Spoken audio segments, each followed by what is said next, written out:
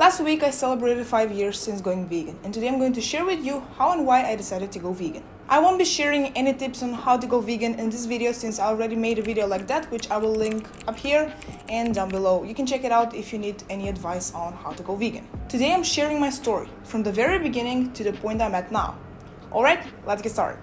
To tell this story the right way, I have to take you way back down memory lane and explain to you some stuff about what kind of person I was and what kind of food I consumed. Ever since I was a little kid, I've been a big meat eater. It's common knowledge that Balkan households consume a lot of animal products, but I feel like in my family it was more than usual. Not a day would go by without me eating some type of meat and a variety of dairy products. Fruits and vegetables were a mystery for me. I only ate a few types of plants and hated most of the vegetables that are now staples in my diet. My breakfast would almost always consist of eggs, ham, cheese, and milk, and my lunch and dinner would always be some type of meat and maybe some potatoes. There were times when I would look at the meat in my plate and think, an animal died so I could eat this. But I always dismissed those thoughts because I thought that that's how it should be and there's no other way. I would never in a million years think that I would choose to become vegetarian, much less vegan. For me, that was mission impossible and not even worth considering. At the beginning of 2016, specifically towards the end of January, I was talking to my brother about how much meat we had eaten over the winter holidays, and he suggested that we don't eat any animal products for a week. At that point, the idea sounded crazy to me. I didn't know what we would eat for a whole week if we removed the animal products. Lo and behold, I reluctantly agreed, we made a meal plan for the week, and on the 27th of January, we started eating plant-based food only. At that time, I had only a vague idea of what it meant to be vegan. I had never met a vegan in my life, and I had never encountered veganism in any way, shape, or form. I decided to research it a bit and see what comes up. While browsing different websites and looking at random videos, I stumbled upon a documentary called Earthlings. I settled on the sofa next to the fire with my dog Fluffy next to me, and I hit play. Less than an hour into the documentary, I was bawling my eyes out and hugging Fluffy as if it was a matter of life and death. And in a way it was. The documentary focused on the ethical side of veganism, and it showed what it takes for the piece of meat to land on my plate ready for me to consume. Of course, I had always known that an animal needs to die in order for us to consume its meat, but I never allowed myself to think much about it. I never thought of the pain the animal goes through during its life, the crappy life conditions it spends its days in, and the emotions it feels, especially when the butcher comes to slit its throat. It was like a switch was flicked inside of me. Something woke up and I felt painfully aware of how much I had contributed to all that pain. I looked at my dog next to me, sleeping peacefully, alive and well, living a life full of love and care. And then I thought about the leftovers of the dead carcass of the chicken that my parents had eaten for lunch, tucked away in a corner of the fridge. And then I asked myself, why does this animal next to me get to be treated with love and respect, and that other one is killed and devoured without any consideration for the value of its life? Does a pet's life matter more than a chicken's or a pig's life? The answer I gave myself back then is what kept me going and what will keep me going until the day I die. Once I became aware that all lives matter equally, that we're not entitled to anyone's life, and that we do not have the choice to take anyone's life away, there was no going back. I explained to my parents that I wouldn't be eating animal products anymore, and as any Balkan parents would react, they were confused, worried, and judgmental. And keep in mind, I was only 15 at this point. My mom was worried that I would get sick, that I wouldn't meet my nutritional requirements, or that this was just a trend I was following, a phase that I would go through. I sat her and my dad down and assured them that I would take a blood test a few months into going vegan, and if anything was wrong, I would go back to eating animal products, which honestly I had no intention of doing.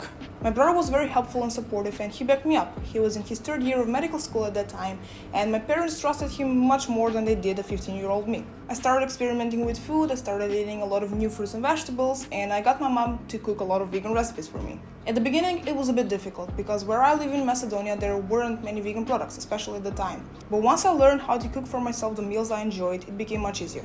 I remember when I first heard of tofu and made my dad visit all the supermarkets in town in search of it, and nobody knew what it was or where we could buy some. Anyways, when it comes to being judgmental, I wouldn't say that I was faced with a lot of judgment for being vegan, but there were definitely some people at school and some teachers who liked to debate with me about veganism and prove me wrong. At first, I would jump to debate and try to educate them and explain to them why veganism is important, which more often than not resulted in angry debates where no one learned anything and everyone involved was mad. However, over the years, I have learned not to talk about veganism with everyone and to make the difference between people who want to learn something, and people who suddenly become nutritionists and try to prove me wrong.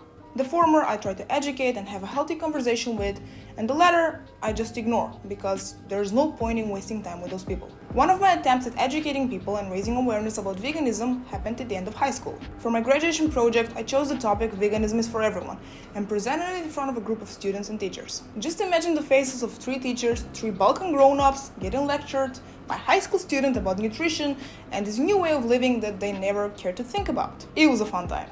Anyway, I got the highest grade and I hope that they learned at least a tiny bit about veganism. Now that we've gotten that part out of the way, I want to talk a bit about the health side of veganism, specifically the changes that I've noticed in my body during the past 5 years. A few months into being vegan, my digestion improved a lot.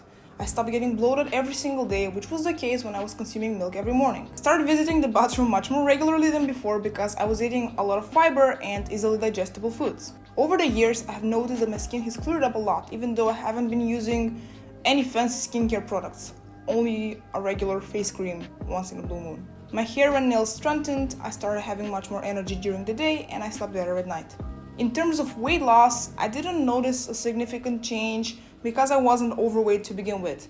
So if you're worried that veganism is going to make you skinny and emaciated, that's not the case. I get regular blood checks and everything is always great. I'm feeling healthier than ever and I haven't had any major health-related issues during the past 5 years. In terms of supplements, because I know somebody will ask, I only take a B12 pill once in a few days. And before you come at me and say that a vegan diet doesn't meet the required nutrients, I'd like to let you know that B12 deficiency is present in meat eaters as well, so it's not just a vegan thing. Other than that, I sometimes take vitamin D, C, and zinc, which is my mom's way of keeping COVID away, which, spoiler alert, didn't work.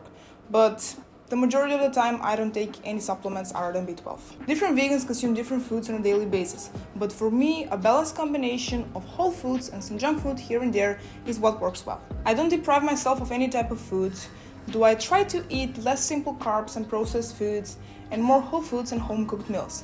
But as I said, everyone's preferences are different, so you do you. I would like to end this video with a message to everyone who has ever considered veganism or will consider it in the future. Don't let your surroundings discourage you. Don't believe the so-called experts who eat junk food all their lives and suddenly become gurus when veganism is mentioned. And don't let anyone stop you from trying. I know that it might be difficult at the beginning and not everyone can go vegan overnight. It took my brother more than a year and a half to finally stop eating animal products and go vegan, but what matters is that he didn't give up and he eventually transitioned to veganism. I promise you it's not that difficult. You don't need any fancy vegan products or vegan restaurants. There are tons of recipes on the internet that will teach you how to make yummy and cheap vegan meals. And if you think that there's no way you could ever be vegan, well, I get it. I was there as well, and if I could do it, what's to stop you from doing it? If you need any guidance or just someone to talk to about veganism, my DMs are open. I will be happy to help you out and chat with you. I hope you gleaned some value from this video. Let me know in the comments below if you have any questions. I hope you're all safe and healthy, and I will see you next week. Vegan out!